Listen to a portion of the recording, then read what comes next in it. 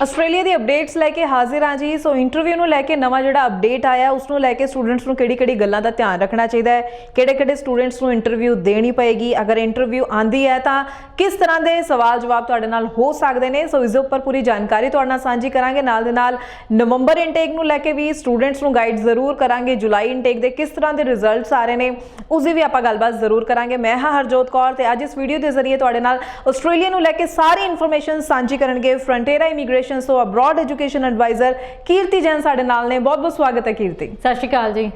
ਸੋ ਕੀਰਤੀ, ਇਹ ਜਿਹੜਾ ਅਪਡੇਟ ਹੈ, ਹਾਲਾਂਕਿ ਪਹਿਲਾਂ ਵੀ ਆਸਟ੍ਰੇਲੀਆ ਵਿੱਚ ਇੰਟਰਵਿਊਜ਼ ਹੁੰਦੀਆਂ ਸੀ, ਹੁਣ ਕਾਫੀ ਸਮੇਂ ਬਾਅਦ ਫਿਰ ਤੋਂ ਜੋ ਹੈ ਇੰਟਰਵਿਊਜ਼ ਇਸ ਤਰੀਕੇ ਨਾਲ ਸਟਾਰਟ ਕੀਤੀਆਂ ਜਾ ਰਹੀਆਂ। ਪੂਰਾ ਮੈਂ ਚਾਹੂੰਗੀ ਕਿ ਅਪਡੇਟ ਇਸ ਦੇ ਉੱਪਰ ਕਿਉਂ ਸ਼ੁਰੂ ਕੀਤੀ ਗਈ ਹੈ ਔਰ ਸਟੂਡੈਂਟਸ ਨੂੰ ਕੀ ਧਿਆਨ ਰੱਖਣਾ ਹੈ ਇੰਟਰਵਿਊ ਨੂੰ ਲੈ ਕੇ। ਬਿਲਕੁਲ, ਜੇ ਆਪਾਂ ਗੱਲ ਕਰਦੇ ਕਿ ਹੁਣ ਆਸਟ੍ਰੇਲੀਆ ਦੁਬਾਰਾ ਤੋਂ ਇੰਟਰਵਿਊਜ਼ ਲੈਣੀ ਸ਼ੁਰੂ ਕਰ ਦਿੱਤੀ ਹੈ ਜਿਨ੍ਹਾਂ ਦੀ ਫਾਈਲ ਐਮਬੈਸੀ ਦੇ ਵਿੱਚ ਲੱਗੀ ਹੈ, ਤੇ ਇਹ ਬਿਲਕੁਲ ਆਪਣੇ 3 ਸਾਲ ਤੋਂ ਬਾਅਦ ਦੁਬਾਰਾ ਤੋਂ ਪ੍ਰੋਸੈਸ ਸ਼ੁਰੂ ਹੋਇਆ। ਤੇ ਜਦੋਂ ਵੀ ਕੋਈ ਵੀ ਅਪਡੇਟ ਸਾਨੂੰ ਐਮਬੈਸੀ ਵੱਲੋਂ ਆਉਂਦਾ ਹੈ ਜਾਂ ਇਮੀਗ੍ਰੇਸ਼ਨ ਵੱਲੋਂ ਆਉਂਦਾ ਹੈ ਤੇ ਉਹ ਕਿਸੇ ਨਾ ਕਿਸੇ ਚੀਜ਼ ਨੂੰ ਇੰਪਲੀਮੈਂਟੇਸ਼ਨ ਵੇਖ ਕੇ ਜਾਂ ਪਿੱਛੇ ਜਿਹੜਾ ਰਿਕਾਰਡ ਹੈ ਉਹਨੂੰ ਦੇਖ ਕੇ ਆਉਂਦਾ ਹੈ। ਸੋ ਮੋਸਟਲੀ ਹੁਣ ਜਿਹੜਾ ਸੁਣਨ ਨੂੰ ਆ ਰਿਹਾ, ਜਿਵੇਂ ਕੁਝ ਯੂਨੀਵਰਸਿਟੀਜ਼ ਦੀ ਆਪਾਂ ਗੱਲ ਕਰਦੇ ਹਾਂ ਕਿ ਜਿਨ੍ਹਾਂ ਨੇ ਹਰਿਆਣਾ ਪੰਜਾਬ ਦੇ ਬੱਚੇ ਲੈਣ ਤੋਂ ਮਨਾ ਕਰ ਦਿੱਤਾ ਹੈ, ਉਹਨਾਂ ਦੇ ਵੀ ਕੁਝ ਪਾਰਟਿਕੂਲਰ ਰੀਜ਼ਨਸ ਹੈ। ਕਿਉਂਕਿ ਹੁਣ ਬੱਚੇ ਕੀ ਕਰਦੇ, ਬਹੁਤ ਸਾਰੇ ਬੱਚੇ ਫੇਕ ਡਾਕੂਮੈਂਟਸ ਜਿਹੜੇ ਉਹ ਐਮਬੈਸੀ ਦੇ ਵਿੱਚ ਲਾ ਰਹੇ ਨੇ ਜਾਂ ਕੁਝ ਇੱਦਾਂ ਦੀ ਇਨਫੋਰਮੇਸ਼ਨ ਪ੍ਰੋਵਾਈਡ ਕਰ ਰਹੇ ਨੇ ਜਿਹੜੀ ਜੈਨੂਇਨ ਨਹੀਂ ਹੈ, ਜਿਹਦੇ ਕਰਕੇ ਹੁਣ ਐਮਬੈਸੀ ਨੇ ਜਿਹੜੀ ਇੰਟਰਵਿਊਜ਼ ਹੈ ਉਹ ਸ਼ੁਰੂ ਕਰ ਦਿੱਤੀ ਹੈ। ਤੇ ਹੁਣ ਜਿਨ੍ਹਾਂ ਬੱਚਿਆਂ ਦੀ ਐਮਬੈਸੀ ਵਿੱਚ ਫਾਈਲ ਲੱਗੀ ਹੋਈ ਹੈ ਜਾਂ ਜਿਨ੍ਹਾਂ ਦੀ ਲੱਗਣ ਵਾਲੀ ਹੈ ਤੇ ਉਹਨਾਂ ਨੂੰ ਬਹੁਤ ਧਿਆਨ ਰੱਖਣ ਦੀ ਜ਼ਰੂਰੀ ਹੈ। ਤੇ ਇਹਦੇ ਵਿੱਚ ਮੈਂ ਤੁਹਾਨੂੰ ਸੁਜੈਸ਼ਨ ਦੇਣਾ ਚਾਹਾਂਗੀ ਕਿ ਪਹਿਲੀ ਗੱਲ ਤਾਂ ਜਿਹੜੀ ਤੁਹਾਡੀ ਫਾਈਲ ਲੱਗੀ ਹੋਈ ਹੈ ਤੁਹਾਨੂੰ ਇੱਕ ਚੀਜ਼ ਆਪਣੇ ਪ੍ਰੋਸੈਸ ਦੀ ਪਤਾ ਹੋਣੀ ਚਾਹੀਦੀ ਹੈ, ਕਿਹੜੇ ਡਾਕੂਮੈਂਟ ਤੁਸੀਂ ਲਾਏ। ਮੇਕ ਸ਼ੋਰ ਕਿ ਤੁਸੀਂ ਜਿੰਨੇ ਵੀ ਡਾਕੂਮੈਂਟਸ ਲਾਏ ਹੋਣ ਉਹ ਸਾਰੇ ਜੈਨੂਇਨ ਹੋਣ, ਕੋਈ ਵੀ ਫੇਕ ਡਾਕੂਮੈਂਟ ਨਹੀਂ ਹੋਣਾ ਚਾਹੀਦਾ ਹੈ। ਸਪੋਜ਼ ਤੁਸੀਂ ਜੌਬ ਕਰ ਰਹੇ ਸੀਗੇ, ਐਕਸਪੀਰੀਅੰਸ ਜੇ ਲਾਇਆ, ਮੇਕ ਸ਼ੋਰ ਤੁਸੀਂ ਆਪਣੇ ਇੰਪਲੋਇਰ ਨੂੰ ਉਸ ਚੀਜ਼ ਲਈ ਇਨਫੋਰਮ ਕਰਕੇ ਰੱਖੋ ਕਿ ਕੱਲ ਐਮਬੈਸੀ ਵੱਲੋਂ ਕਾਲ ਵੀ ਆ ਸਕਦੀ ਹੈ ਜਾਂ ਈਮੇਲ ਦੇ ਥਰੂ ਵੈਰੀਫਿਕੇਸ਼ਨ ਵੀ ਹੋ ਸਕਦੀ ਹੈ, ਤੇ ਕਿਸੇ ਵੀ ਤਰ੍ਹਾਂ ਤੁਹਾਨੂੰ ਡਿਟੇਲ ਪੁੱਛੀ ਜਾ ਸਕਦੀ ਹੈ, ਉਹ ਉਹਨਾਂ ਨੂੰ ਵੀ ਪਤਾ ਹੋਣੀ ਚਾਹੀਦੀ ਹੈ। ਤੇ ਨਾਲੇ ਤੁਹਾਨੂੰ ਵੀ ਕਲੀਅਰ ਹੋਣੀ ਚਾਹੀਦੀ ਹੈ ਕਿ ਮੈਂ ਕਿੰਨੇ ਤੋਂ ਕਿੰਨੇ ਟਾਈਮ ਦਾ ਅਪਡੇਟ ਐਮਬੈਸੀ ਨੂੰ ਦਿੱਤਾ ਹੋਇਆ ਹੈ। ਅਪਾਰਟ ਫਰੋਮ ਦਿਸ ਸਾਨੂੰ ਪਤਾ ਹੋਣਾ ਚਾਹੀਦਾ ਹੈ ਅਸੀਂ ਕਿਹੜੀ ਯੂਨੀਵਰਸਿਟੀ ਕਾਲਜ ਦੇ ਵਿੱਚ ਐਡਮਿਸ਼ਨ ਲਿੱਤੀ ਹੈ, ਸਾਡਾ ਇਨਟੇਕ ਕਿਹੜਾ ਹੈਗਾ, ਕਿੰਨੇ ਟਾਈਮ ਦਾ ਕੋਰਸ ਹੈਗਾ, ਤੇ ਆਪਾਂ ਜੇ ਕੋਰਸ ਲਿੱਤਾ ਹੈ ਤੇ ਉਹਦੀ ਸਕੋਪ ਕੀ ਹੈਗੀ ਹੈ। ਕਾਈਂਡ ਆਫ ਜਿਹੜੀ SOP ਆਪਣੀ ਐਮਬੈਸੀ ਦੇ ਵਿੱਚ ਗਈ ਹੈ ਉਹ ਗੋ ਥਰੂ ਤੁਸੀਂ ਹੋਣੇ ਚਾਹੀਦੇ ਹੋ। ਇੱਕ ਡਿਟੇਲ ਜੇ ਤੁਹਾਨੂੰ ਕਲੀਅਰ ਹੋਏਗੀ ਤੇ ਐਮਬੈਸੀ ਉਹਦੇ ਵਿੱਚੋਂ ਕੁਝ ਵੀ ਕੁਐਸਚਨ ਤੁਹਾਨੂੰ ਕਰ ਸਕਦੀ ਹੈ। ਸੋ ਮੇਕ ਸ਼ੋਰ ਡਿਟੇਲ ਦੇ ਵਿੱਚ ਇਨਫੋਰਮੇਸ਼ਨ ਆਪਣੇ ਕੋਲ ਰੱਖੋ ਤਾਂ ਕਿ ਤੁਹਾਡੇ ਕੋਲ ਕੱਲ ਫੋਨ ਆ ਜਾਂਦਾ ਹੈ ਜਾਂ ਕਿਸੇ ਵੀ ਤਰ੍ਹਾਂ ਤੁਹਾਡਾ ਇੰਟਰਵਿਊ ਸਕੈਜੂਲ ਹੋ ਜਾਂਦਾ ਤੇ ਤੁਸੀਂ ਉਹਨੂੰ ਪ੍ਰੋਪਰਲੀ ਆਪਣਾ ਆਨਸਰ ਜਿਹੜੇ ਕਰੈਕਟਲੀ ਦੇ ਸਕੋ। ਠੀਕ ਹੈ। ਸੋ ਕੀਰਤੀ, ਤੇ ਮੈਂ ਵੀ ਗੱਲ ਜ਼ਰੂਰ ਕਰਨਾ ਚਾਹੂੰਗੀ ਕਿ ਆਪਾਂ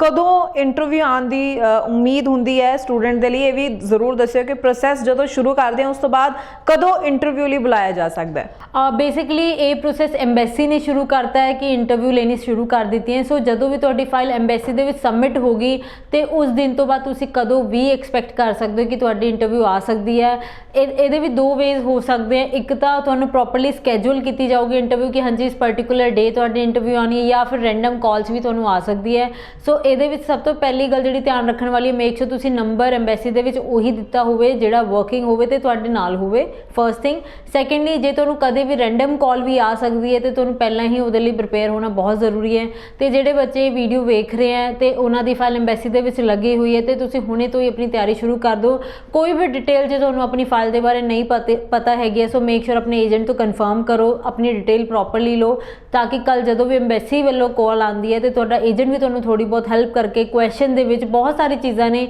ਉਹ ਸਾਰੀ ਕਰ ਸਕੇ। ਜੀ ਬਿਲकुल। ਸੋ ਇਹ ਸਟੂਡੈਂਟਸ ਨੂੰ ਜ਼ਰੂਰ ਸਮਝਣਾ ਚਾਹੀਦਾ ਹੈ ਕਿ ਬੜੇ ਜੈਨੂਇਨ ਡਾਕੂਮੈਂਟਸ ਦੇ ਨਾਲ ਹੀ ਤੁਸੀਂ ਅਪਲਾਈ ਕਰੋ, ਕਿਉਂਕਿ ਅਸੀਂ ਪਿਛਲੇ ਕੁਝ ਸਮੇਂ ਵਿੱਚ ਦੇਖ ਲਈਏ ਤਾਂ ਜਿਵੇਂ ਥੋੜੀ ਦੇਰ ਬਾਅਦ ਕੁਝ ਨਾ ਕੁਝ ਨਵਾਂ ਅਪਡੇਟ ਆਸਟ੍ਰੇਲੀਆ ਤੋਂ ਆ ਹੀ ਰਿਹਾ ਹੈ। ਚਾਹੇ ਕਿ ਆਪਾਂ ਪਹਿਲਾਂ ਪੰਜਾਬ ਅਤੇ ਹਰਿਆਣਾ ਦੇ ਸਟੂਡੈਂਟ ਨੂੰ ਲੈ ਕੇ ਸਟ੍ਰਿਕਨੈਸ ਦੇਖੀ ਜਾਂ ਫਿਰ ਕੁਝ ਯੂਨੀਵਰਸਿਟੀਜ਼ ਜਿਹੜੀ ਲੈਵਲ 1 ਤੋਂ ਲੈਵਲ 2 ਦੇ ਵਿੱਚ ਆ ਗਈਆਂ ਤੇ ਹੁਣ ਜਿਹੜਾ ਇੰਟਰਵਿਊਜ਼ ਨੂੰ ਲੈ ਕੇ ਅਪਡੇਟ ਹੈ। ਸੋ ਜ਼ਰੂਰ ਜੈਨੂਇਨ ਵੇ ਦੇ ਨਾਲ ਜੇਕਰ ਤੁਸੀਂ ਅਪਲਾਈ ਕਰਦੇ ਹੋ ਤਾਂ ਤੁਹਾਨੂੰ ਕਿਸੇ ਨੂੰ ਵੀ ਘਬਰਾਉਣ ਦੀ ਬਿਲਕੁਲ ਵੀ ਜ਼ਰੂਰਤ ਨਹੀਂ ਹੈ। ਸੋ ਅੱਗੋਂ ਮੈਂ ਹੁਣ ਥੋੜਾ ਜਿਹਾ ਜੁਲਾਈ ਇਨਟੇਕ ਦੇ ਰਿਜ਼ਲਟਸ ਬਾਰੇ ਵੀ ਗੱਲ ਜ਼ਰੂਰ ਕਰਨਾ ਚਾਹੂੰਗੀ ਕੀਰਤੀ, ਕਿਸ ਤਰ੍ਹਾਂ ਦਾ ਹੁਣ ਕਿੰਨਾ ਕੁ ਪ੍ਰੋਸੈਸਿੰਗ ਟਾਈਮ ਚੱਲ ਰਿਹਾ, ਰਿਜ਼ਲਟਸ ਕਿਸ ਤਰ੍ਹਾਂ ਦੇ ਆਣੇ ਸ਼ੁਰੂ ਹੋਏ ਨੇ?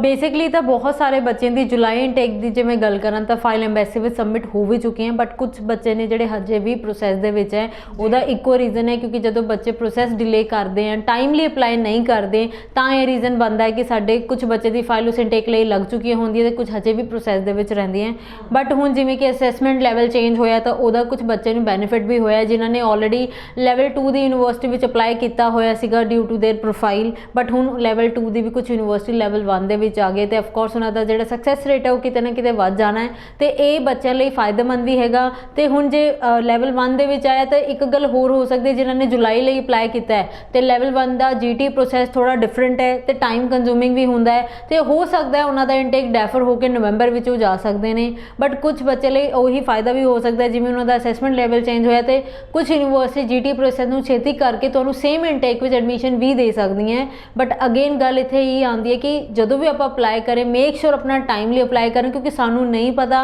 कदों एम्बैसी ने या इमीग्रेशन ने रूल चेंज कर देने हैं तो ਉਹਦੇ ਅਕੋਰਡਿੰਗ ਨੈਕਸਟ ਅਪਡੇਟ ਸਾਡੇ ਕੋਲ ਕੀ ਆਉਣ ਵਾਲਾ ਹੈ। ਤੇ ਜੇ ਤੁਸੀਂ ਚਾਹੁੰਦੇ ਹੋ ਕਿ ਤੁਹਾਡਾ ਇਨਟੇਕ ਡੈਫਰ ਨਾ ਹੋਏ ਜਾਂ ਤੁਹਾਡਾ ਡ੍ਰੀਮ ਹੈ ਕਿ ਤੁਸੀਂ ਛੇਤੀ ਤੋਂ ਛੇਤੀ ਆਪਣਾ ਬਾਹਰ ਜਾਓ, ਸੋ ਮੇਕ ਸ਼ੋਰ ਟਾਈਮਲੀ ਅਪਲਾਈ ਕਰੋ। जी बिल्कुल, सो तुसी टाइमली सही प्रोसैस नाल अप्लाई कर सको, इसीलिए असीं टाइमली हर एक अपडेट तुहाडे नाल साझा करदे हां ते तुहानूं जरूर कोशिश करदे हां कि दसीए कि किहड़े रस्ते तुसी सही तरीके नाल चलो ताकि किते भी तुहानूं किसी तरह की रुकावट का सामना ना करना पवे ते तुसी पूरी तैयारी दे नाल अगे वधो। सो कीर्ति मैं इत्थे गल हुण नवंबर इनटेक दी कर लईए तां समा कितनी जल्दी भरदा जा रहा है, कितनी जल्दी सीट्स फुल होंदियां जा रही हैं, जरूर इसकी ये इन्फॉर्मेशन भी तुसीं स्टूडेंट्स नाल सांझी करो ताकि जिहड़े हले भी सिर्फ मन ही बना रहे हैं उन्हां नूं पता चले कि समा जिवें जिवें लंघ रहा उवें ही आस्ट्रेलिया दे विच सीट्स मिलण दे चांसेस घट रहे हैं। नवंबर इनटेक भी कंपटीशन दे विच बेसिकली आ चुके हैं, बहुत सारी सीट्स हैं जिहड़ी फिल हो चुकी है क्योंकि जिहड़े 23 पास आउट सैशन है उन्हां दे रिजल्ट्स आने वाले हैं, उन्होंने भी अपना कंडीशनल ऑफर लेटर अप्लाई कर लिता हैगा ते किते ना किते अगेन मैं कहांगी एप्लीकेशन ਦਾ ਜਿਹੜਾ ਕੰਪੀਟੀਸ਼ਨ ਹੈ सेम ही है, इनफैक्ट ਵੱਧ हो गया क्योंकि ਹੁਣ ਪਹਿਲਾਂ ਤਾਂ ਹੁੰਦਾ ਸੀਗਾ ਕਿ ਪਾਸ ਆਊਟ ਦਾ ਕੋਈ ਇਸ਼ੂ ਨਹੀਂ ਸੀਗਾ, ਹਰ ਬੱਚਾ ਆਪਣਾ ਨਾਰਮਲੀ ਅਪਲਾਈ ਕਰ ਲੈਂਦਾ ਸੀਗਾ। ਬਟ ਜਦੋਂ ਤੋਂ ਉਹਨਾਂ ਨੂੰ ਪਤਾ ਲੱਗਾ ਕਿ pass out the we problem ਹੁੰਦੀ ਜਾ ਰਹੀ ਹੈ ਤੇ ਆਪਣਾ ਕੰਪੀਟੀਸ਼ਨ ਹੈ ਜਿਹੜਾ ਹਾਈ ਹੁੰਦਾ ਜਾ ਰਿਹਾ ਤੇ ਬਹੁਤ ਬੱਚੇ ਨੇ ਐਪਲੀਕੇਸ਼ਨ ਆਲਰੇਡੀ ਇਨਰੋਲ ਕਰ ਦਿੱਤੀ ਹੈ। ਇਨਫੈਕਟ ਨਵੰਬਰ ਇਨਟੇਕ ਲਈ ਬੱਚਿਆਂ ਦਾ GT ਪ੍ਰੋਸੈਸ ਸ਼ੁਰੂ ਹੋ ਚੁੱਕਿਆ ਹੈ, ਕਈ ਬੱਚੇ ਇੰਟਰਵਿਊ ਦੀ ਪ੍ਰਿਪਰੇਸ਼ਨਸ ਕਰ ਰਹੇ ਹਨ, ਕਈਆਂ ਨੇ ਜਿਨ੍ਹਾਂ ਕੋਲ ਫੰਡਸ ਨਹੀਂ ਹੈ ਫੰਡਸ ਅਰੇਂਜ ਕਰ ਰਹੇ ਤੇ ਜੇ ਹੁਣੇ ਵੀ ਤੁਸੀਂ ਜਸਟ ਸੋਚ ਰਹੇ ਹੋ ਕਿ ਆਪਾਂ ਅਪਲਾਈ ਕਰਨਾ ਹੈ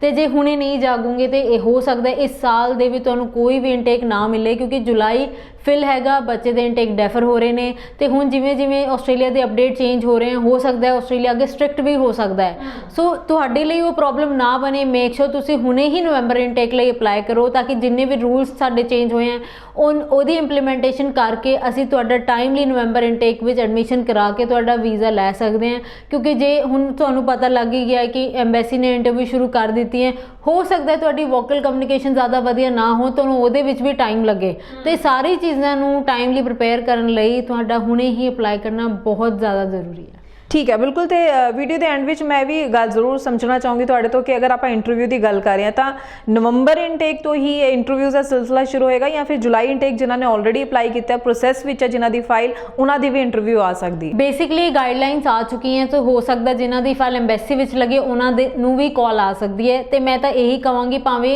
ये रूल नैक्सट इनटेक तो इंप्लीमेंट होने वाला है हुण तो होने वाला है बट यू नैवर नो कदे आ जान। सो तुहाडी फाइल जो एम्बैसी में लगे तुसीं हुणे तो ही प्रिपरेशन पूरी रखो ताकि जे इन केस तुहानूं कॉल आ भी जाती है तो तुसी अपना फ्यूचर जिहड़ा है ऑलरेडी इन्वेस्ट किया होया है वो बिल्कुल भी खराब ना जान क्योंकि ये बहुत ही क्रूशल टाइम है जदों आपां एक फाइल लई वेट करते हैं कि पहले साडा GT प्रोसैस होगा COE आऊगी। हुण तुहाडा सारा काम हो चुका है, एम्बैसी विच फाइल है तो किते ना किते आपां ये भी कह सकते कि प्रोसैस समूथ हो गया क्योंकि एक इंटरव्यू तुहाडा वीज़ा तुहानूं दे सकती है तो तुसी इहदे विच बिल्कुल भी लैक ना करो, प्रिपरेशन अपनी फुल रखो ताकि जे कॉल आंदी भी है तुसी आराम नाल क्लीयर कर सको। जी बिल्कुल, सो सारे स्टूडेंट्स को जरूर कहना चाहांगे इन्हां सारियां गल्लां दा इन्हां सारे अपडेट्स का ध्यान जरूर रखा करो। इंटरव्यू नूं लैके घबराउण दी जरूरत नहीं है, तुसी हर चीज़ जो तुहाडी प्रोफाइल दे नाल